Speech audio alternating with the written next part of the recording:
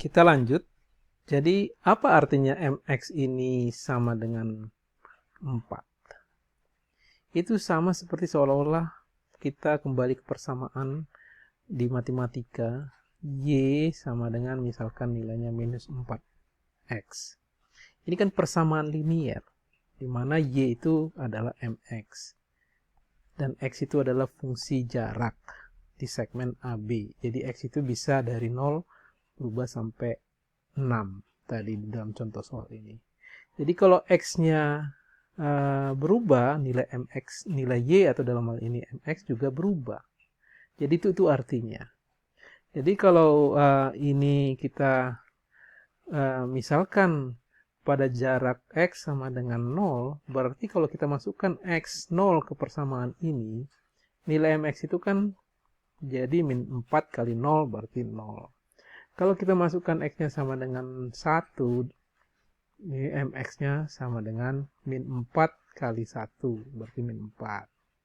Demikian seterusnya, nggak perlu kita semua buat. Misalkan di X sama dengan 3 di tengah bentang, berarti X-nya, MX-nya adalah min 4 kali 3, berarti min 12. Dan di ujung bentang X sama dengan 6, MX-nya berarti min 4 kali 6, berarti minus 24. Ya, jadi nanti akan kita gambarkan itu. Itu artinya. Oke, jadi kita udah selesai di situ.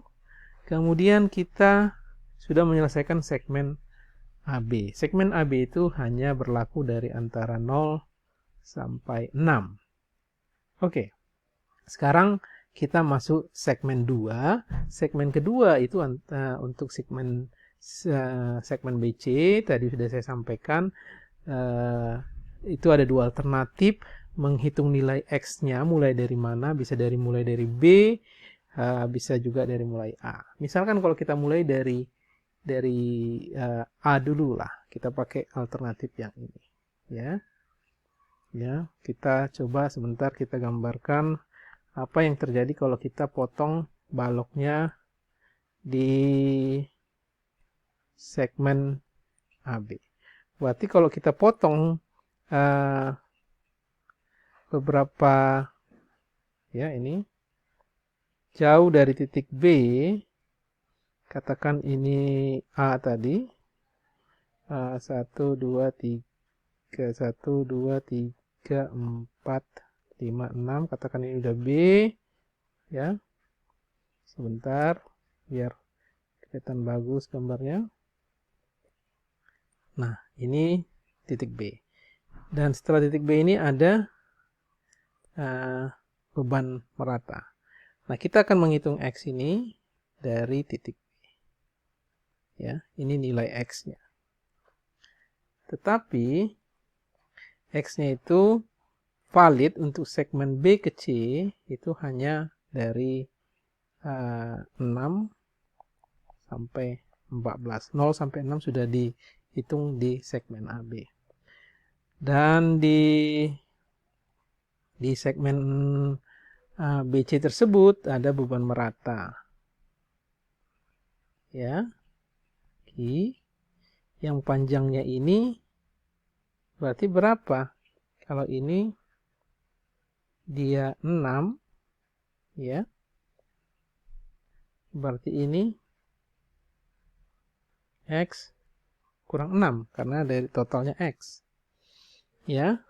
Terus besarnya tadi berapa beban meratanya? Itu nilainya 2. 2.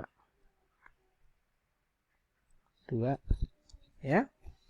Terus di sini ada nilai P sama dengan 4.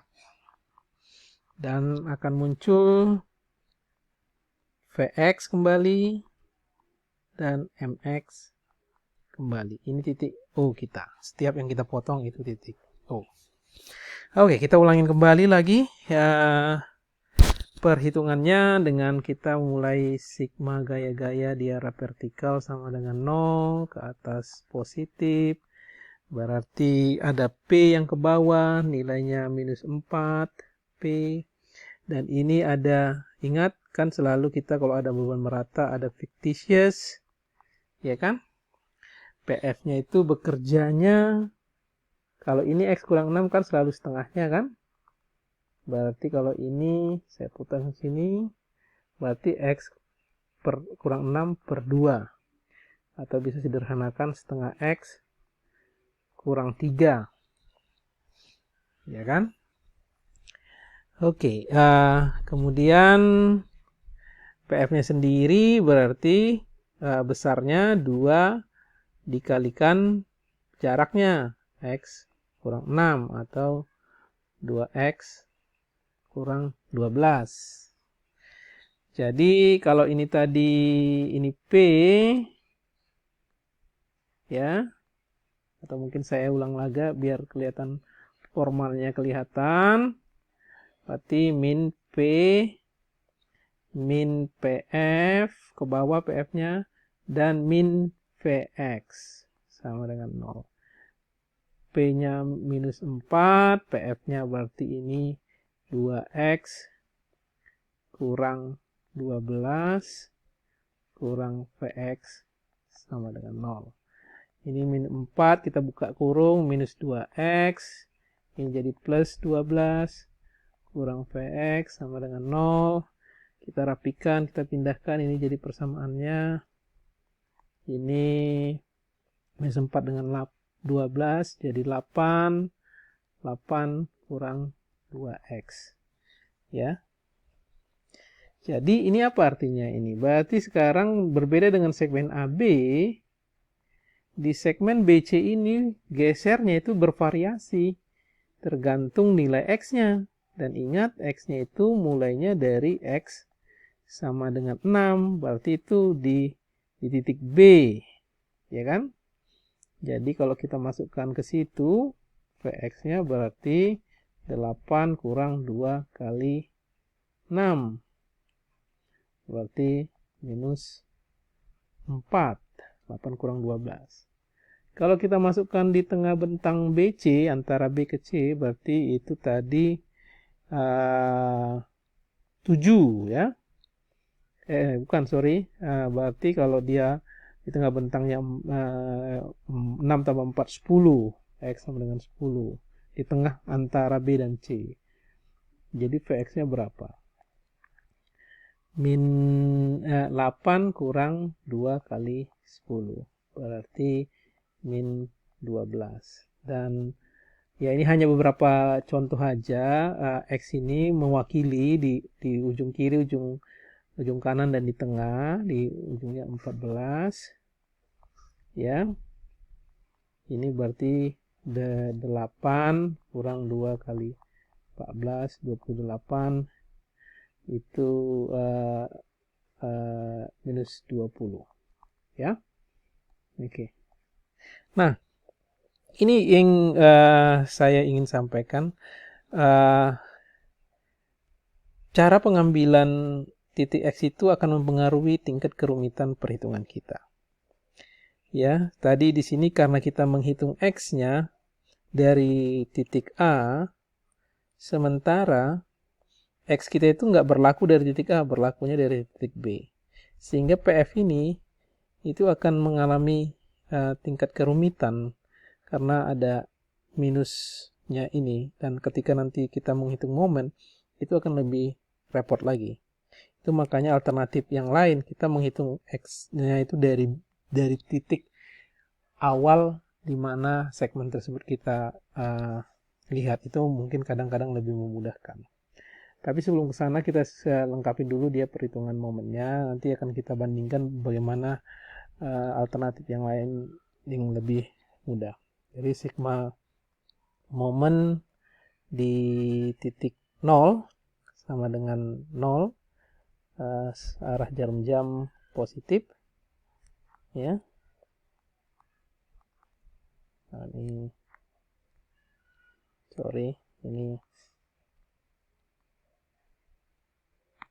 positif ya. Berarti di sini ada P. Ada P. Nah, lengannya P terhadap titik O adalah X dan dia negatif melawan arah jarum jam. Kemudian ada PF. Jaraknya terhadap titik O adalah X per 6, X kurang 6 per 2 tadi, setengah X kurang 3. Sama dengan 0. Ini juga berlawanan arah jarum jam. Nah, ini tadi minus 4X. Minus PF tadi 2X kurang 12. Ada perkalian setengah X kurang 3 sama dengan 0. Nah, ini yang membuat sedikit lebih rumit di sini. Ini, ini ada ketinggalan. Ini ada harusnya ada MX sama dengan 0, minus MX sama dengan 0. Terus kita bisa sederhanakan MX sama dengan ini min 4X.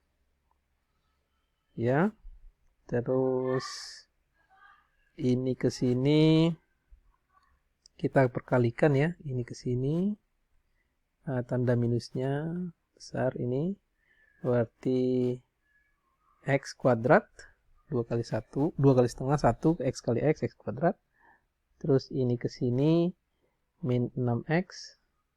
Terus ini ke sini min 6X juga. Dan ini ke sini plus 36. Kemudian kita buka kurungnya. Jadi min X kuadrat. Ini ke sini minus 12X. Dibuka kurungnya. Ini ke sini minus 12X. Buka kurung jadi plus 12X. Kemudian tambahkan ke sini jadi plus 8X. Ya. Terus minus 36. Oke, jadi artinya ini apa ini? Ini persamaan apa ini? Persamaan kalau kita bayangkan MX itu sebagai Y sama dengan minus X kuadrat, itu kan persamaan kuadrat. Nanti bentuknya itu pasti hasilnya nanti parabola. Ya, parabola di mana dia pasti akan memiliki nilai optimum. Kalau kalian ingat, mencari nilai optimum sebuah parabola itu adalah di mana dia mencapai optimum adalah kalau kita ambil turunan pertama ya dari dx sama dengan 0, disitulah dia lokasi optimumnya. Jadi ini kita turunkan, kalau ada yang masih ingat tentang turunan, minus x kuadrat turunannya 2 ke depan, X-nya pangkatnya berkurang 1, terus 8X pangkatnya jadi hilang tinggal 8, dan ini min 36 turunannya 0 sama dengan 0. Jadi min 2X sama dengan min 8, X sama dengan 4. Ini apa artinya? Pada lokasi inilah MX akan optimum. Optimum bisa nilai negatif atau positif. Jadi paling besar nilainya, nilai absolutnya lebih besar. Ya. Jadi tentunya kita akan memasukkan nilai salah satunya ini. Ya. Jadi ini dari persamaan ini artinya kalau kita lakukan hal yang sama, kalau X-nya tadi dia 6, ini berarti MX-nya dapatnya dia berapa? Min 6 kuadrat tambah 8 kali 6 kurang 36. Ya. Terus kalau X-nya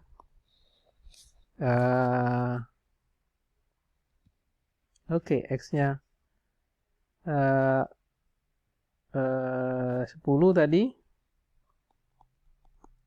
MX-nya dia min 10 kuadrat tambah 8 kali 10 kurang 36. X-nya 14. Demikian MX sama dengan min 14 kuadrat tambah 8 kali 14 kurang 36. Sama dengan